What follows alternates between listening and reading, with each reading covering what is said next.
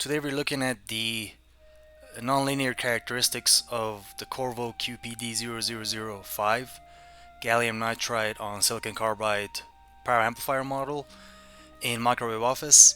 And it's interesting to look at these in the time domain and in a dynamic fashion to extend beyond what you see on data sheets for compression curves and looking at efficiency, power gain, and output power over different compression levels. It's interesting to look at it in the time domain to better understand actually what's going on real time, so to speak. So here I've put together something very quickly in about 20 minutes or so from scratch, looking at the average output power of the amplifier in question, the instantaneous power here in red, dynamic gate current, dynamic internal voltages and currents at the current generation plane within the package where the GaN die is, and dynamic load line, as well as the DC IV curves, which are typical for transistors. And I should note that these are only accurate when we're near 3 dB compression.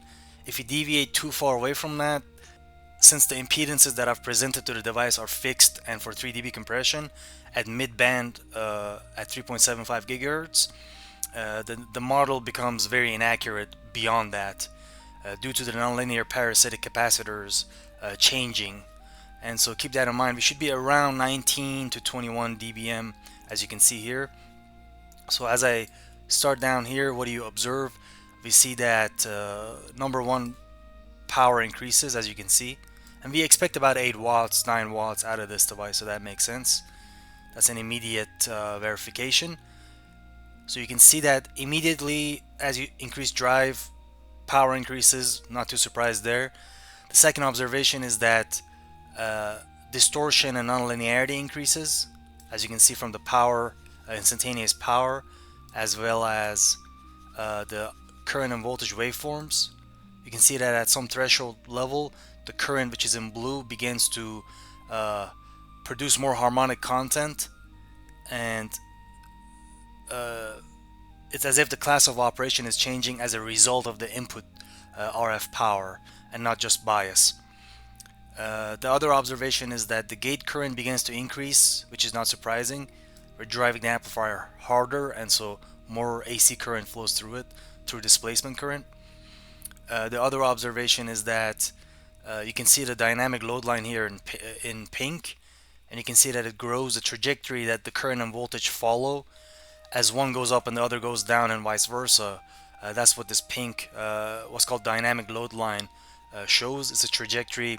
You can imagine an ideal load line here going to class AB, which goes straight down and then intersects this point, which is where the current turns off basically, and you have that higher efficiency because current and voltage are not overlapping and current is off. But we have less conduction angle when that happens. And so you can see that as I increase the drive, at some point I am in the compression region now. I'm reaching 3 dB compression, and you can see that beyond this there's a high level of nonlinearity with the current and voltage trajectories, and the model becomes unreliable at this point. Model has only been validated for class AB region, as they've stated in the Monolithics validation report, so we should keep that in mind. However, for waveform engineering and higher level modes like class C, class F, inverse class F, looking at the time domain waveforms are required, and also finding the optimum harmonic terminations.